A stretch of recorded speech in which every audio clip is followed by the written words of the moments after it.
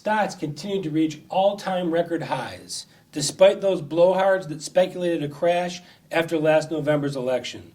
Making America great again. Walmart and Foxconn, which is one of Apple's major manufacturing partners, both unveiled plans to build factories and create thousands of American jobs.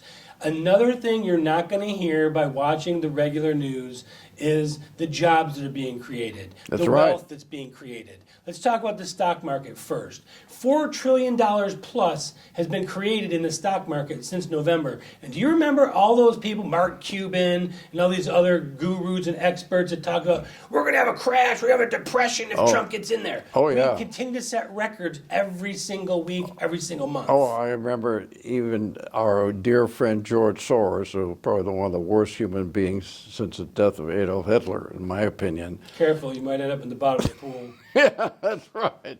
Well, the point is, what's happened is that the stock market investors know what you and I know is really going on. They don't look at the polls.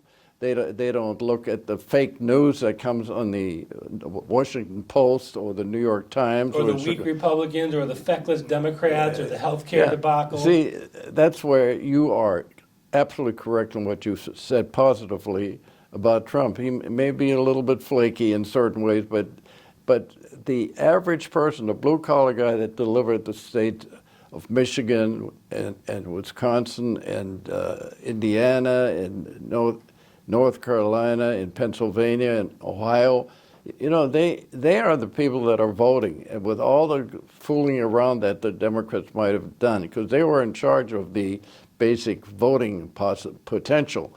And even that didn't help them any. They had 3 big states where they got their big votes: California, Illinois, and New York State. And those, to me, with their sanctuary cities, I think that's totally unconstitutional. It's like foreign countries. And look at, you know, I'm from Illinois. I love the state, but they're going bananas. They can't. That's the first state in the United States whose bonds will probably be classified as junk bonds by Standard & Poor's. Do you classify Puerto Rico as a state? Well, it's not a state. I mean, I'm not looking down at Puerto Rico, but they're a territory. I don't think there will be a state, but that's not the point.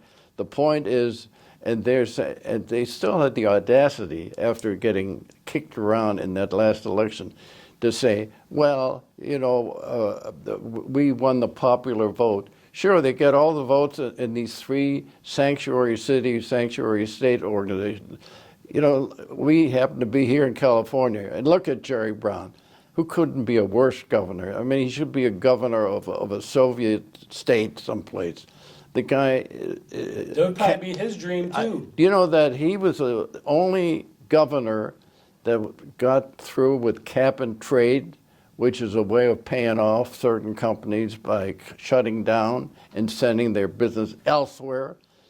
Cap and trade, if that had become a national policy, it would have been, instead of 68% of our gross domestic product being our revenues, would have been like 75 or 80%. Everything would have gone overseas. And cap and trade was basically a scheme to just take money from people. Oh, it took money from the people you wanted to take money from. And the ones that you didn't want to take money from, they'd have it in their pocket. And for example, they asked Al Gore how he feels about having these mansions and having these 747s, these private jets he flies. And he says, well, he's carbon neutral because he buys carbon offsets. He's the one that runs the carbon offset company. Of course he does. Unfortunately, the intelligence of a lot of people who make decisions is not very high. And the type of thing you and I discussed makes sense when you think about the logic of it. But unfortunately, I think the basic attitudes in this country today are based on really lack of knowledge or lack of brains. Now, what do you make of Walmart? And do you remember in the campaign when Donald Trump said he's going to get Apple to start making iPhones? They're not going to actually assemble them here.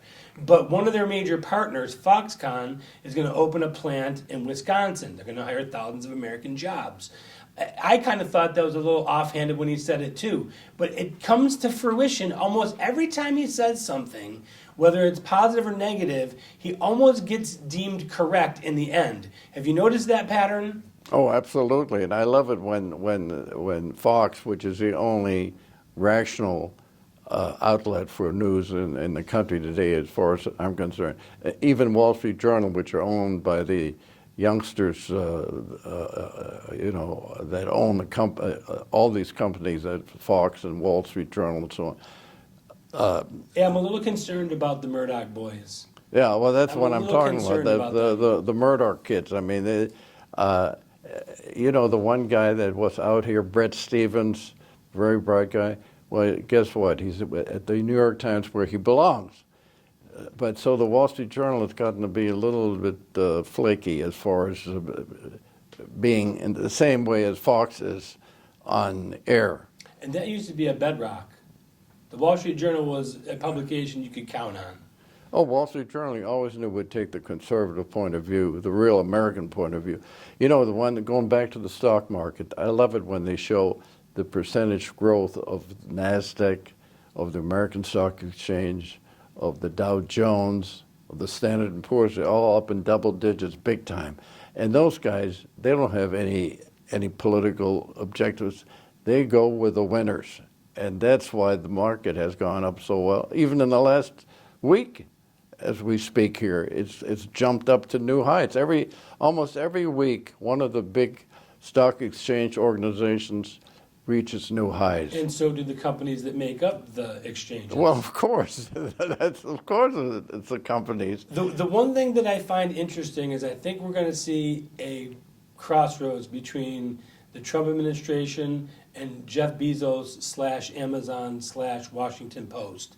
I have this feeling that these two giants are going to meet in the middle of the road, or a dark alley, if you will, at some point in the future, because Amazon's taking on the world and basically putting all their stock and taking out Trump, and I think there's going to be a loggerhead here. I think that's a big mistake Jeff Bezos made. I mean, he had everything going for him. It still does.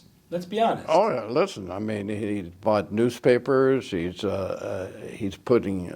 I think he's putting the retail sector out of business and taken over by. And he's doing a great job. They just made a deal with Sears, and Sears stock jumped through the roof because Sears couldn't get out of a wet paper bag the last decade. Oh, I mean, they were going down the tubes. So now that Amazon's going to sell the Kenmore product, all of a sudden they've got this huge surge now.